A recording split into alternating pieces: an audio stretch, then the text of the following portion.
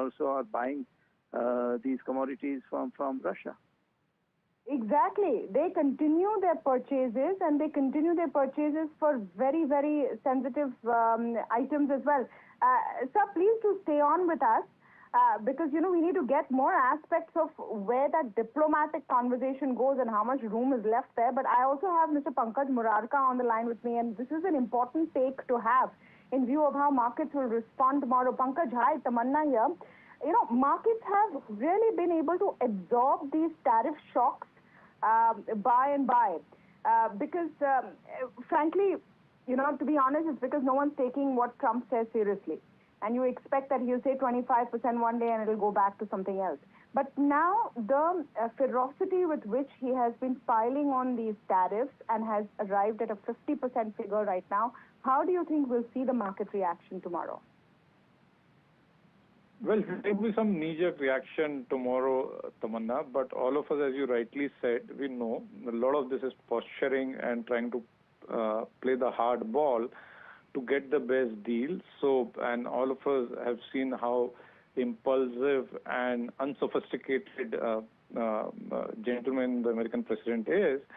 So, while there could be some short-term knee-jerk reaction, I still think that there is a deal between India and US, bilateral trade deal somewhere down the road, not in 4 weeks or 8 weeks, I'm not sure. I just want to put one more thing in context. See, there was a point of time in 1998 when India did nuclear tests and declared itself as a nuclear nation, and US imposed economic sanctions on India. At that point of time, India economy was a much smaller economy at under about $400 odd billion. Yeah. You've dealt with US, whenever US had dealt a tough hand with India, this is not the first time they're doing it. You've dealt with in the past. Today, Indian economy is much bigger, much larger, much more stable. So, meaning much to one's disliking, these kind of things do happen. But I think as an economy, as a country, India can still deal with it economically. And I still believe that there is a bilateral trade deal somewhere down the road, whether 4 weeks or 8 weeks, whatever the time it does take. Yeah, that seems like the logical conclusion. And there is an important meeting in Russia, which the Americans are also happening, so maybe things will diffuse there. But having said that, Pankaj, where do you see the most impact in terms of Indian economy and Indian companies? Because we know about pharma to some extent, textiles, but do you see other sectors also getting impacted? Well, the bigger impact of these tariffs is on labor-intensive, export-oriented industries, so which essentially is at the forefront is textiles, gems and jewelries, which will get impacted the most because it's easier for US customers to switch those orders or their buying power to some of the neighboring countries or the competing countries where tariffs are much lower. Now, if Vietnam is at 20% and India is 50%, it always makes sense for global customers, let's say like a Walmart, to source their textile from Vietnam. So to that extent, I think labor-intensive industries will get impacted much more in that sense because there, and it's easier, for these US customers to, as I said, to switch to these neighboring countries.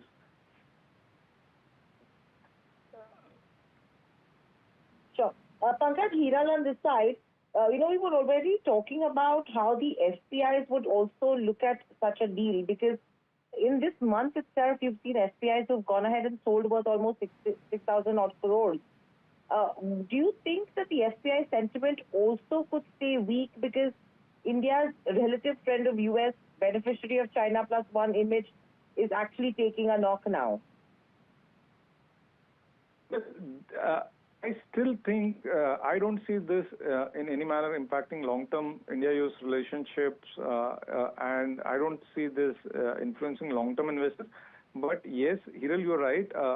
When we talk about foreign flows, we also do get flows coming from ETFs, which are essentially short-term money or somewhat what we call hot money. And we could see some knee-jerk reaction and some outflows in India-driven ETFs, which can lead to some more selling for foreigners.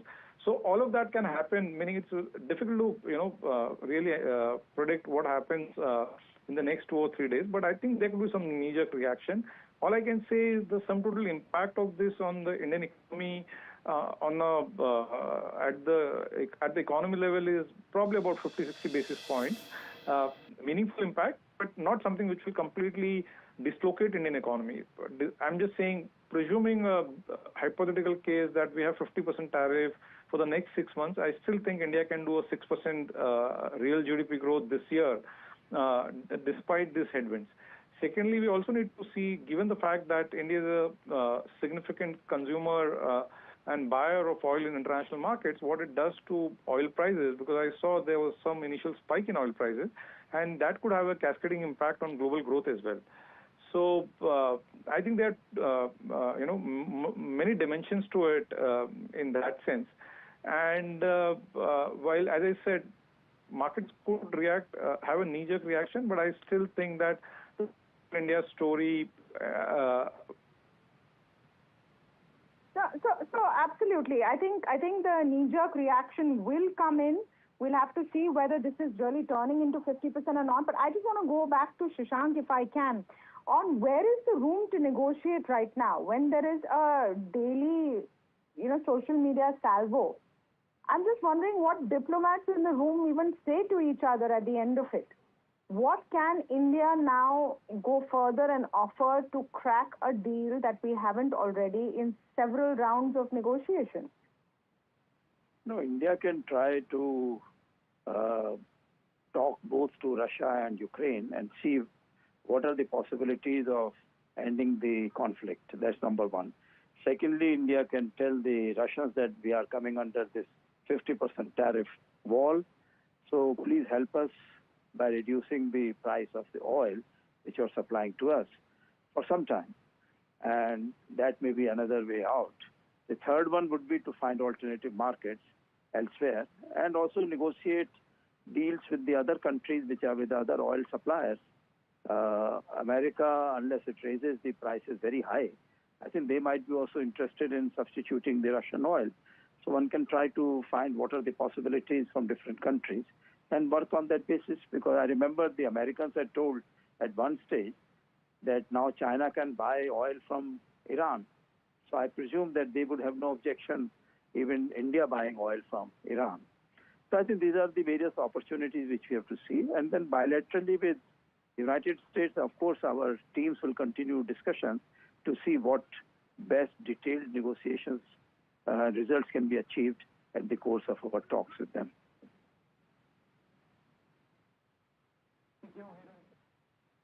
Shashank, so overall, you're talking about negotiations that could continue. So would it be right to say that the hope of an eventual trade deal, which will not be at 50%, and the 50% getting reversed is still there, taking into consideration Prime Minister Narendra Modi's visit to China as well?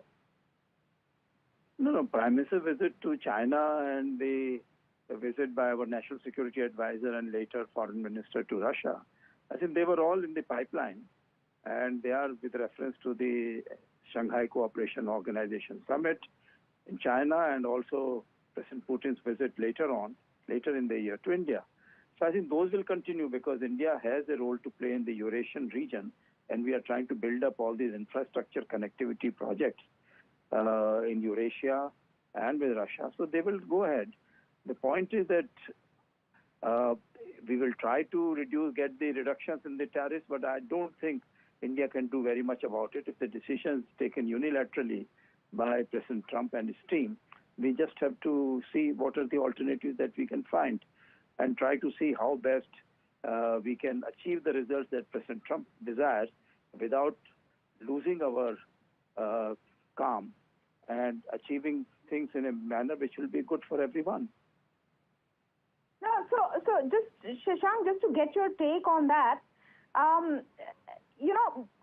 I understand that this is part of SEO, and these kind of visits don't take place overnight. They're planned for months and months. But the fact that Prime Minister Modi is visiting China after the Galwan skirmish and after so many years, I think just creates a very important imagery as well at this time, isn't it? Doesn't this meeting now take on more significance? No, because India-China relations are extremely important in their own right. For some time, we felt that Chinese were hand in gloves with the Pakistanis in promoting terrorism in India. And when Pakistan tried to attack the Indian air bases, whereas the Chinese and the Turks, they were helping them in a very online and hands-on manner. So I think that's why we were not very happy with that. But I think apparently there is some change in that. And ultimately, we have to make sure that we have a dialogue going on with our important neighbors so that our interests are kept in mind by the leaders of the country. So we have to continue with talking to the Chinese also and see what best arrangements we can work out. I mean, after all, we were the ones who pulled out of the RCEP because we didn't want to give our market to access to China at that time. But maybe now we can think in a different way.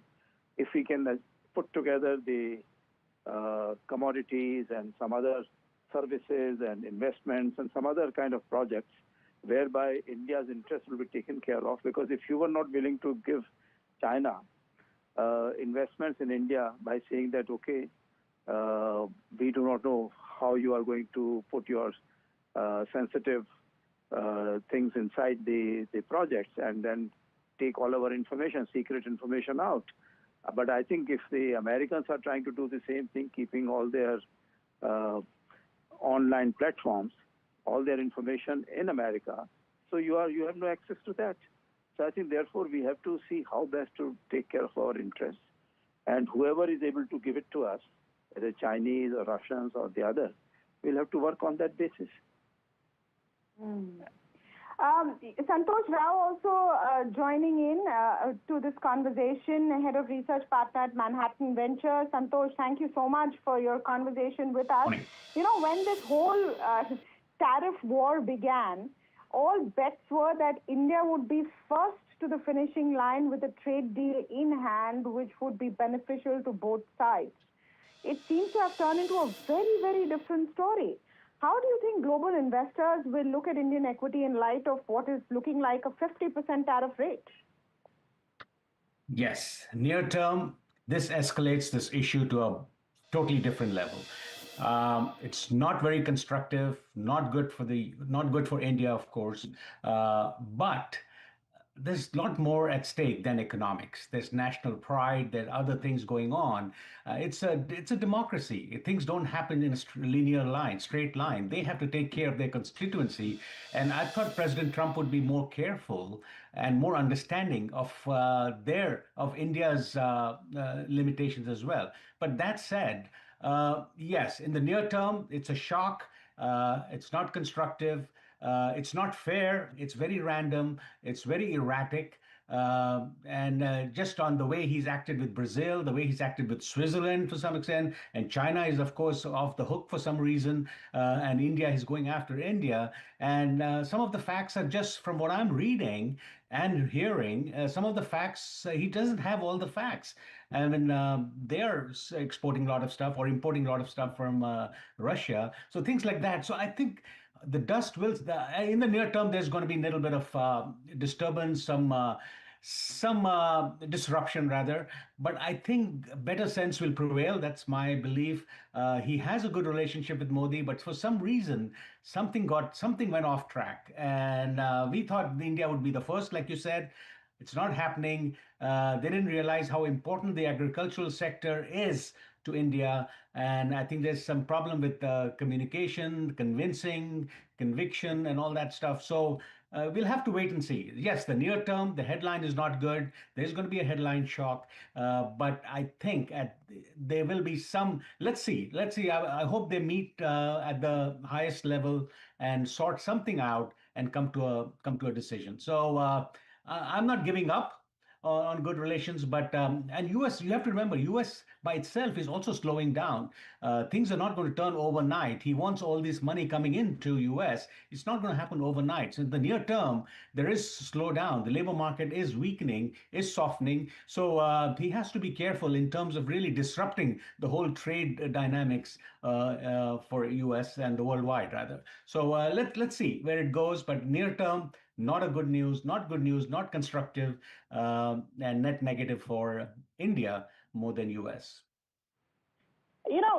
Net negative for India more than US. Can you just go back on that, Santosh, and just clarify that as well? Why do you think it's net negative more for India than the US? Because, yes, they are a large export market for us, but we are also a domestic-led economy, isn't it? I mean, it's their inflation rates which will go up for the average American consumer, and especially if it comes to generic drugs and pharma exports.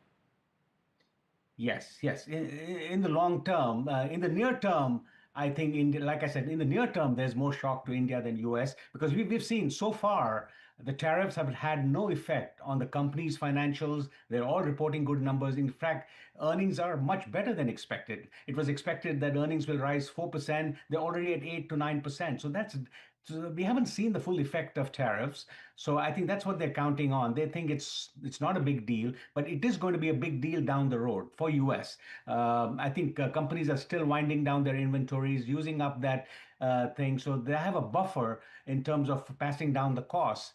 But at some point, they will pass down the cost to the consumer, and it's going to affect the inflation rate here. But that's a little further down. But in the near term, I think India does have the depth on a relative basis compared to other countries. They can withstand this for a while, but just to keep it very in the long term, I don't think India wants any disruption to their flow. They have some targets that they want to hit also in terms of growth and moving to the next level of GDP. But I think that's what I meant. Like in the near term, there's going to be the news flow is going to be negative. It's going to affect foreign investment into India because they're going to slow down, not because anything's wrong with India, because they just want the dust to settle. They don't know where this is going. And same thing is happening in the US. A lot of CEOs don't know what's next. Pharmaceutical companies don't know what to expect next. So many things going on. So there's a little bit of disruption, slowdown. Everyone is like, just wait and see what the next step is, just because he's very erratic, very inconsistent in the way he's acting and very so. So I think that's going to play in US. It's already playing, but in India it's going to play more, and it's going to show up more because the depth that India has is less than what US has. US can withstand a little disruption, but India I think needs to stay on track and not afford too much disruption. Ajay Sahai is joining us from FIO, giving us the exporter's point of view. Mr. Sahai, do you see this as a massive hit? 50%.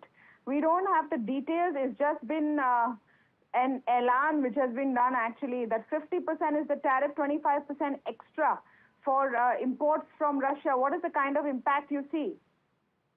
That's absolutely shocking and disappointing. It will be severely impacting India's export to US because then most of these sectors, we will be outpriced in the market by around 30 to 35%. Most of our competitors will have a tariff in the range of 15 to 20%, where we will be subject to 50%. It is likely to impact roughly 55% of India's export to the US, balance 45%, which is under Section 232. This 25% additional tariff will not be applicable.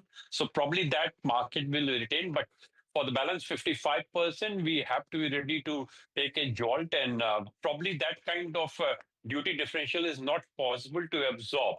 Yeah, even we were approaching the government to provide some kind of support to us, but now the difference is so wide, neither the industry nor the support from the government will be able to bridge the difference in the landing price of the products from India vis-a-vis our competitors. Okay. Shashank, thank you so much for joining us. Upasna Bhardwaj is also joining in. Let's get an economic view on this and an economist view on this. So this 50% comes in. What's interesting as well is that this is 21 days after the date of this order is when this goes into effect.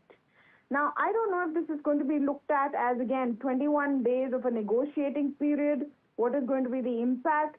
Upasna, if worst case scenario, 50% is the tariff rate, what is going to be the impact for the Indian economy? See, there are two, three aspects here I would just like to highlight. As you just mentioned, it is effective 21 days later. And I think what really matters here is that these 21 days does provide a window for more, detailed negotiations. We might have some productive outcomes out of that. And it may not eventually turn out to be as adverse as it appears today. But having said that, obviously at the moment, the 50% tariff, plus I would also highlight that, the other segments which already had a 50% also witnessed additional 25%, which means that, the steel, aluminum, copper, etc. go up to about 75%. Now, that overall is clearly negative, and I would agree with the other panelists who mentioned that, effectively, if we exclude the exemptions, then about $55 billion out of the $90 billion is something which comes under stress worth of exports to the U.S. So clearly, this is going to be a difficult time. How much of this entire increase in tariff gets shared between different stakeholders, from our exporters in India to the U.S. corporates to the U.S. consumers, that needs to be seen. But there is a limit to which margins. How much of absorption can be done to this increase in cost, and hence the margins will take a hit significantly. So I guess this is clearly it's looking more and more negative as we progress. But given that we have a 21-day window, we can only hope that we would arrive at some kind of a negotiation and close a deal which is slightly more palatable. Upasana, do stay on with us. Mr. D.K. Mittal is joining us now on the conversation, of course, former banking secretary. Mr. Mittal, thank you so much for speaking with us as we're trying to make the most sense of what has been, unfolding at this furious pace. First, let's start with the impact. And do you think that the 21 days that has been given for this to come into effect is essentially a negotiating period which has been put out for India and the United States? Absolutely. That's a window for the purposes of bringing negotiation on the table, and that's why they have delayed it. Maybe they will delay it further because they want to use the threat of more duties on Indian exports and negotiate on the terms which US wants. What can India now bring to the table in your view, Mr. Mittal? Because there have been extensive negotiations going on, and from what we understand, the red line now has been drawn at access to our agricultural sector. This does not seem something that we're going to relent on. Reducing our imports from Russia, is that what you see as the next step? So let me divide into three parts. One, that what is being done by the US is against all principles of discussions, trades, tariffs globally. The US was one of the sponsors of WTO. WTO works on a principle of most favored nation treatment to everybody. There is no policy, no framework, no exception to any country to raise duties on anybody and start charging duties as you want. It's not permitted. So they have demolished WTO, and I am confident after some time they will come back again that we want WTO. The second part is when they impose duty, it is ultimately a duty on their own imports. Their own customers will have to pay for it. How do we assume that we have to bring back the prices to a level that the prices in the US remain the same? The only issue is if there are other competitor nations, right? They have a lesser duty. To that extent, that can happen. But that's something to be seen for each product. See, the product classification at 8-digit level, it does not mean that this is the same product. So it is each product export in each group which has to be seen, that what is the uniqueness of that and can anybody replace it easily. The third part is we have to look at the country's future. A short-term impact of whatever it is, and for whatever time Mr. Trump is imposing these duties, we should look at the long-term interests of the country. That is most supreme to all of us, all citizens, whether it is affecting me as a businessman individually, that's fine. But country needs to live, and we need to be together with the government to support it out. Today, if we yield on what US is asking, then we are demolished. As a country, we are destroyed. I don't think anybody wants that. Because if the country is destroyed, those who are exporting today and going to suffer, they will also get destroyed.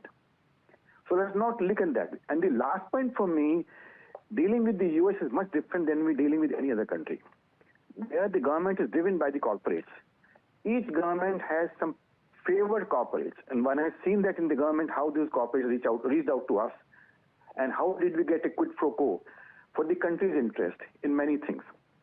So it is a question of the government has to be very carefully looking at. I mean, they have so many pain points. Boeing case is a fit case when the country should say that there was a fault with the Boeing, the Air India flight. There's no doubt about it.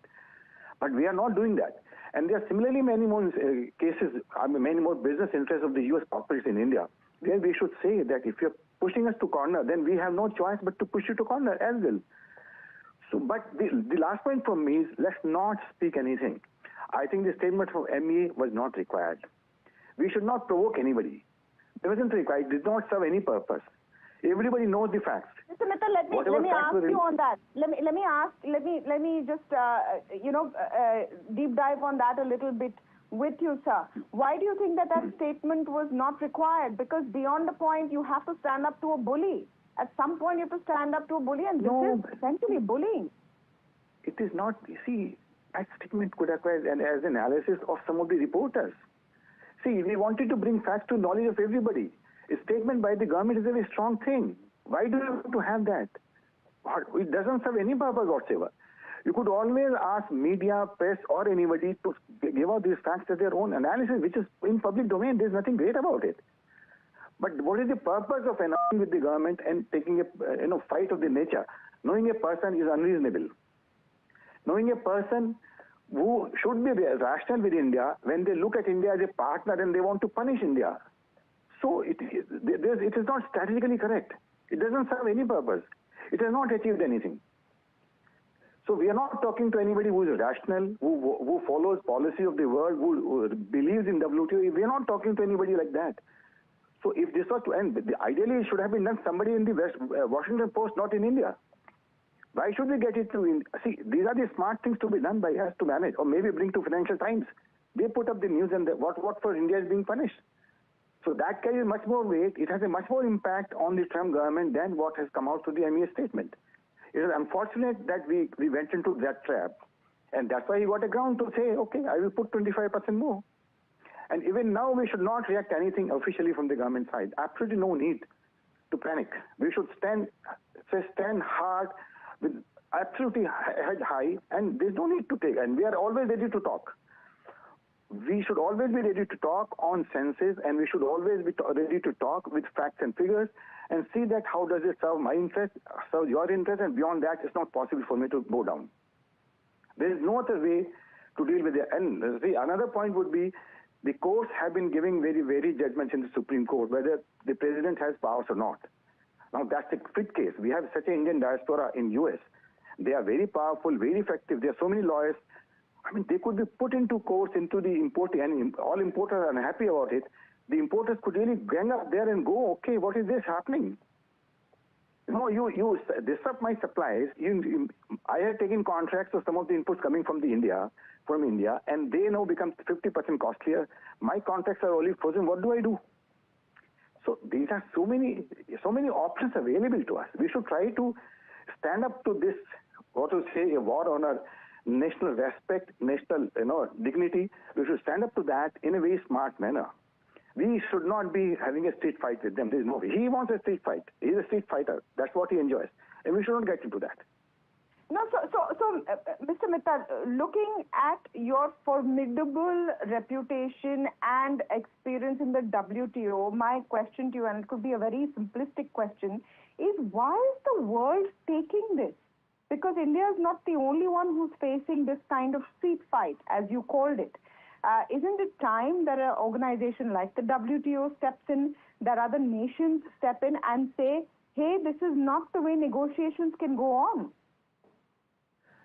See, WTO has been destroyed by the US. WTO had teeth only through dispute settlement mechanism. So the US decided that they will not approve any judges, and that dispute settlement mechanism was destroyed about 10 years back. So WTO is now toothless tiger. They can't do anything. A statement from them, the WTO DG has no capacity or capability or strength or to say courage to speak against the US. There's no way they can speak. We should not expect. We should again, you see, we have many options available coolly. I mean, this is a time when China, US, and India should get together. And the biggest threat to the US is the dollar. And the time has come in the world when countries need to take a leap that, okay, dollar needs to go down. And Mr. Trump is pushing the world to that extent. He's not understanding what he's trying to do. If the world unites, then they say, Brazil already annoyed so much, South Africa so much. So fine, you don't want to deal with us. Okay, we also don't want to deal with us. My trade will get reduced by $40 billion, so let it be. We'll see that, what do we do? But if nobody will supply to, where will you live? I mean, China, they put duties on Canada, their neighbors. I mean, this is total mindlessness. Mexico, 35%. What are you doing? They are your NAFTA partners. They live next to you. What kind of treatment you want to mete out to your neighbors? So look at the nature of the person with whom you are dealing. So my suggestion is absolutely be silent, act very tough back in rooms, use all channels, including litigation channel in the US, use political channel in the US, which are the interested parties, use the screw tightening on the US interests in India, which are close to the Trump administration. Everything is available. And then combine with all countries. At this time, forget about anything. China, Russia, and Brazil, South Africa should come together and say, okay, very coolly, without saying, dollar is not to be treated debt by us. Let us see what happens. Who's talking right now? Nothing will happen. So, Mr. Mehta, that's an interesting point that you're making, but just for the benefit for all our viewers, we need to just recap what has happened so far. Initially, we were talking about a 25% tariff, which would actually come into effect on the 7th of August.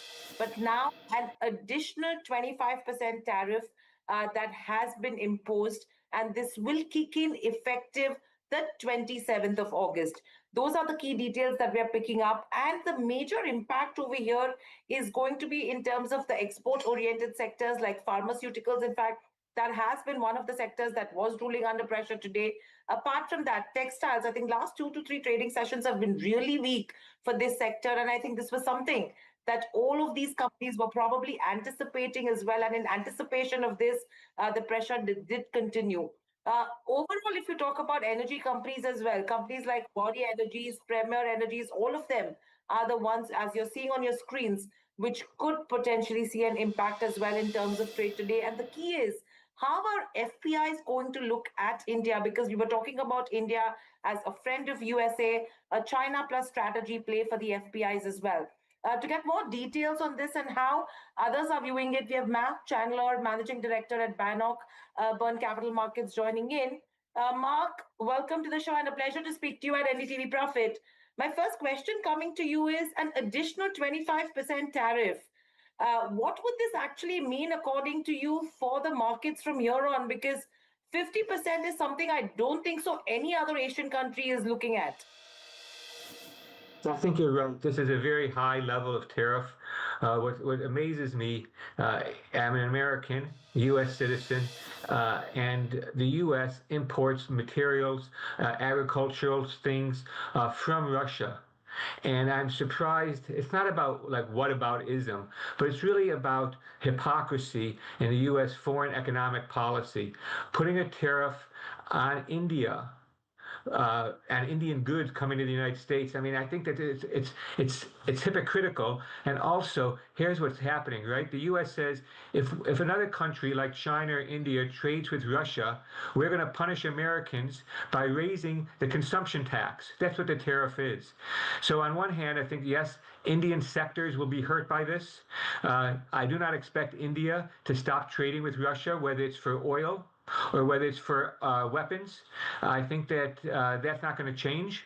And I think that the cost is going to be borne in the U.S., both in the short run as a tax on consumers, but also in the longer run as the U.S. seeks to build up an alliance against China. India was a key player in that. And now I think that this will strengthen India's traditional desire to be in a more non-aligned grouping. Yeah, that's an interesting point, Mark. But stay with us. Let me go back to Santosh.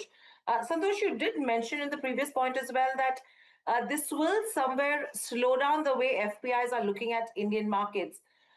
Do you think there is a potential where the FPI who slow down investments in India will be in sectors which are export oriented, which have exposure to the US. But will that churn happen where FPIs will then start betting on India's growth story from a domestic perspective? Sectors which have high domestic exposure only. Yeah, it's too early to say. I think in the near term, it'll hit export-oriented companies. Uh, but you know what? I was just listening to everybody. I, I, I just don't see how this can go on. I know all the countries are waiting for things to calm down. I think India was the first to really resist US so aggressively. Um, but better sense needs to prevail because we need a good trading order right now. So yes, it'll affect India in the near term, but we have 21-day cooling off period. So let's see where that goes. There will be some concessions on both sides, hopefully. But if it doesn't work, then yes, it's definitely going to affect companies and just affect the flow of funds into India because we don't know where that'll end. How aggressive, how much the Indian government wants to escalate this, and how much U.S. government wants to. So we just don't know at this point. At this point, it doesn't look right. It needs this inconsistency, this hypocrisy needs to be exposed. Hopefully, something will prevail, some sense will prevail, and maybe even Prime Minister Modi gets involved at some point at the Trump's level and then kind of sort it out. So we don't know yet. But right now, the way things stand is just not right. It has a negative flow, a negative effect on the whole information, on the headlines, on everything. So we don't want that total disruption at this point. So let's wait and see. So it's really too close to call, but export-oriented companies will definitely get impacted a lot. I mean, export-oriented companies will, and if you see your screens as well right now, 50% tariffs is where India is at. We are way beyond the other Asian countries as well. China is below us. So there is an absolute impact that you see in terms of sectors like textiles and pharmaceuticals, chemicals, etc. But Mark, we're talking about the impact in terms of Indian markets. But you also have an indirect impact that comes in terms of the US, where inflation is going to touch the roof with these kind of tariffs, when you're talking to companies from where you're exporting. How are you seeing that aspect of it, and how do you see Donald Trump really looking at it? Thank you. First, I would say that one element that we haven't included, of course, is Russia itself. And the U.S. has a deadline of Friday for Russia. So if Russia announces a ceasefire on Ukraine, then these extra tariffs that the U.S. has imposed on India and possibly China might not come into fruition. I think you're right as well. Since last Friday in the U.S., we've been focused on the jobs market and the likelihood that the Federal Reserve will have to cut rates in September. However, next week, we get the latest U.S. CPI reading. And to your point, for the third consecutive month, headline U.S. CPI and core CPI are likely to rise. And so I do think that on the good side, we are seeing some of the impact of the tariff increases. Yes, it's true that some businesses like Japanese automakers have eaten by narrower profit margin some of the cost of the tariff. But we see a number of U.S. consumer type companies like Walmart talking about raising prices to cope with the higher tariffs. So I do think that this is what the Federal Reserve is concerned about. On one hand, the tariffs are a big tax on consumers.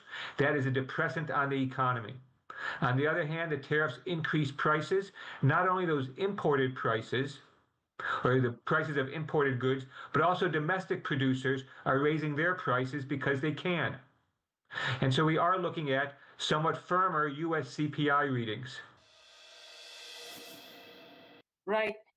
Mark, let me also get at Peter Cardillo, Chief Market Economist at Spartan Capital Securities. Peter, welcome to NDTV Profit. A pleasure to speak to you as well.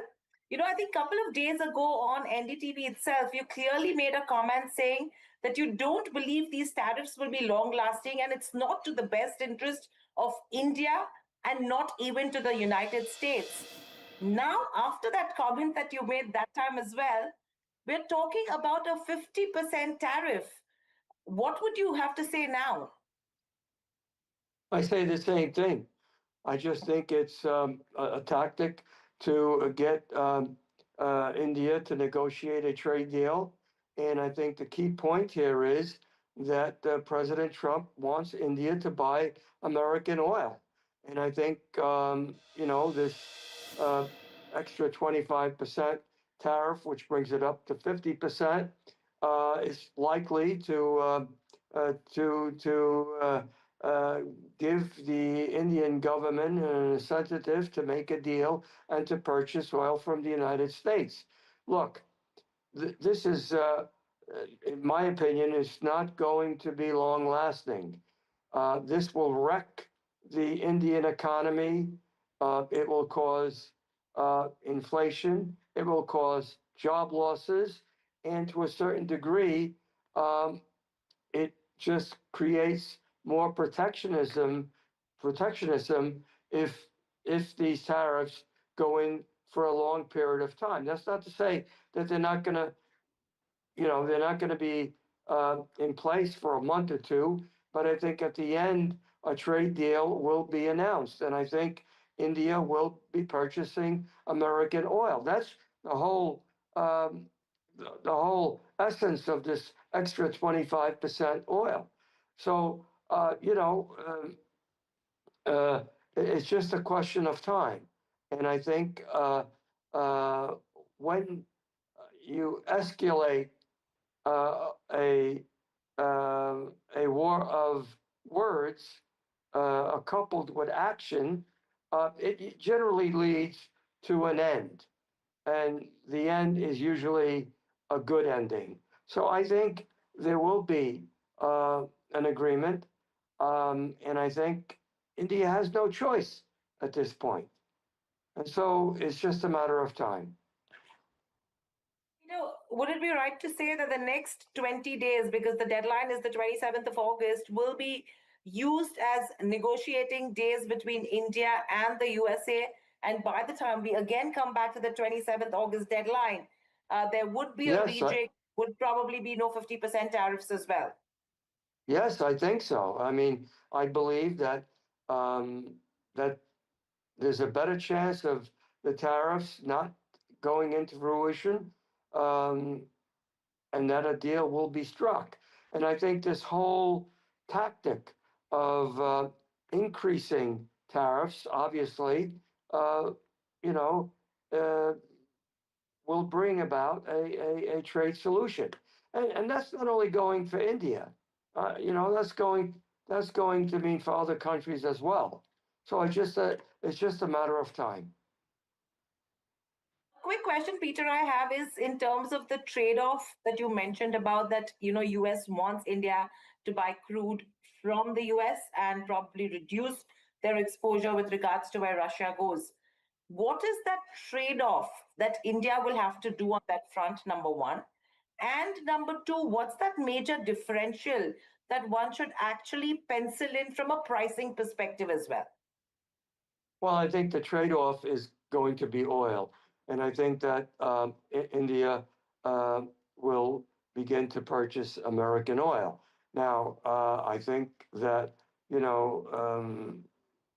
that President Trump is not going to want them to totally not buy Russian oil. I don't think that's the case. But I think it has to reach a happy medium. And that happy medium, I think, will be negotiated. And if that happens, that's not to say that there won't be tariffs, but they're not going to be at 50% or at 25%. They might be closer to maybe 10 and 15%, and not at levels that would totally wreck the Indian economy. Peter, hi, Tamanna here, and great to speak with you. I don't know if I heard snatches of your commentary out of context, but let me ask you in any case. I think I heard you say that India has no choice but to agree to what the terms are. Just wanted to get your view on that, because I think as far as access to the agriculture and dairy sector is concerned, that looks tough to give. Where could this negotiation actually go in your view?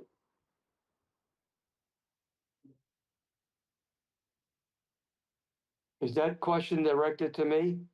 Yes, Peter, it is. Yeah, okay. I think it begins with oil and, of course, pharmaceuticals. As you know, President Trump has not yet imposed the tariffs on pharmaceuticals. He says that they will be announced shortly within the next week or so. And so I think that's going to be another blow. And that's, a big part of the Indian economy. So it revolves down to two sectors, and that is pharmaceuticals and oil. So pharmaceuticals and oil could be the blow to the Indian economy. I want to understand what's the impact for the American economy with inflation going up, these prices getting passed on. Can America actually afford right now, Peter, not to have cheaper drugs available when that's exactly what the president is saying he wants?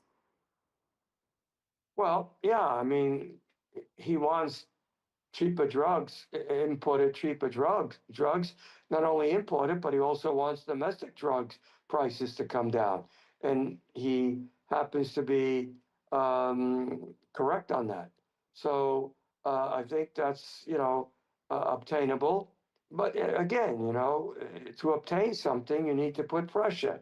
If you don't put pressure, you're not going to obtain anything. Remember, the United States, India needs the United States as a trading partner, and the United States needs India as a trading partner. Is also joining in our evening conversation today. We've been talking about the impact there, and we have Santosh with us as well. Santosh, from a foreign investor perspective, do you think that this is going to be taken very seriously? A 25% tariff on India, you're already seeing some of those FPI flows going in the opposite direction. Yeah. See, I think the knee-jerk reaction is going to be wait. President Trump has a habit of pulling back from the edge, from the ledge, rather. So I think let's wait and see. But yes, it affects everything. The foreign investments, I think that was the question. Yeah, like I said earlier, it's going to be, it's going to have a domino effect. We don't know how far it's going to go, how deep it's going to be. India is a huge market, and US knows that, with 1.4 billion, huge middle class, third or fourth largest economy in the world. So I think it's a huge market that cannot be ignored. Yes, near term, maybe there's some financial issues that can be settled up and down. But in the long run, I don't think we want a very disrupted trade relation with India. That's a given. But in the near term, I would think after the 21-day cooling period and see where the dust settles, there will be a little bit of back and forth. But really, tariffs is really, okay, it's a one-time adjustment. You start work around it. Normally, it's a one-time price hike maybe, and then everything settles around that. So let's wait and see how much impact it has. India, it does, for the pharmaceutical sector is huge in India. So many things are huge. The jewelry business is huge in India. You don't want that totally disrupted. But I think we have some cushion, or rather, the India does have some cushion to kind of ride this out in the near term. But over in the long term, I think there will be some kind of a median, some kind of a line that settles, and there will be. The main thing I would say, the bottom line is both nationalist leaders need an off ramp. What is that off ramp? They need to preserve their identity, which is the strong leaders. So let's see if they can find the off ramp in this 21-day period, and I think they will, because it's in the best interest of both countries. Santosh, will the markets think like that, and therefore could there be a sharp reaction to the equity markets because of a perceived earning loss? Or will the markets believe that there will be an off ramp, and therefore let's not make this a big deal? Yeah, even the Indian market, the U.S. market, I don't think is impacted as much with this one-off thing going on between India and U.S. But the Indian market, yes, to some extent, the sensitive, the export-oriented sectors will see a big, huge impact there. But Indian economy is pretty big too. So overall, I think we are a 4 trillion economy. India is a 4 trillion economy. US is a 32 trillion economy. They're a huge market. So India needs US, and to some extent, US needs India as well in terms of the talent that comes out of India and all the other areas as well, technology. So there is some mutual interest. Yes, in the near term, I can see if this escalates, if the rhetoric escalates, everything goes on, we need the tempers to cool. And once sanity prevails, I think the market will come to terms with this thing. There will be some kind of an adjustment there. I mean, we've seen that with China. It started off, he said 140%, and now this and that, up and down. And he still doesn't have, he just has a framework. He doesn't have any deal there. So that needs to be settled as well. So with just going by China example, I think it'll be ratcheted down a little bit, and we'll come to some kind of a common ground where both countries can live with this. Peter, what's your sense? I mean, one is there a common ground in the annual in the next 21 days cooling period, or do the markets, Indian markets in particular, or do investors in particular, say that, okay, let's maybe not be on the bullish side until we find a solution to this? Well, I think, as your previous guest said, knee-jerk reaction is going to be negative, obviously.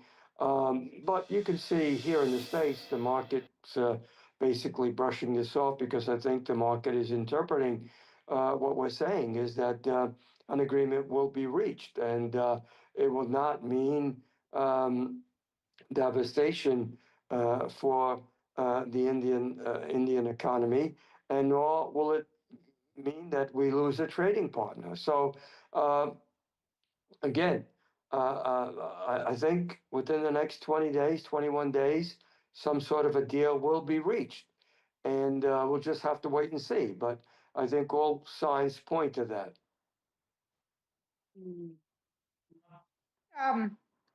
Wanted to talk a bit about what this off-ramp could look like. And Peter, let me come to you on that point, on where really this goes and settles. India, and if you see the differential of crude, Brent versus what India imports from Russia, along with insurance and transport, et cetera, I think it comes down to about $2.5 a barrel. That, calculation is out there. But the other side of it is, and I wanted to know your view on this, if India and China both stop or reduce their imports of crude from Russia and then start looking at the open market, you get crude prices going up significantly as well. This seems to be a game with no end, which has anyone winning on either side. Well, yes, that's true. That's you have a good point there, but also remember that oil prices in the open market have come down, and so I think the chances of Indian buying much more expensive oil is not necessarily going to happen unless the price of oil skyrockets, which I don't think that's going to happen. And remember that production is pretty high. And one of the reasons I believe that OPEC is raising production is not because of the present demand factor, but because they are looking forward to bigger purchases in the open market. So I think OPEC realizes that, and that's one of the reasons why we're seeing oil prices, under pressure for now, and probably balance out if both China and India begin to buy in the open market in the United States, from the United States. Okay. The last 24 or 36 hours, there has been a strengthening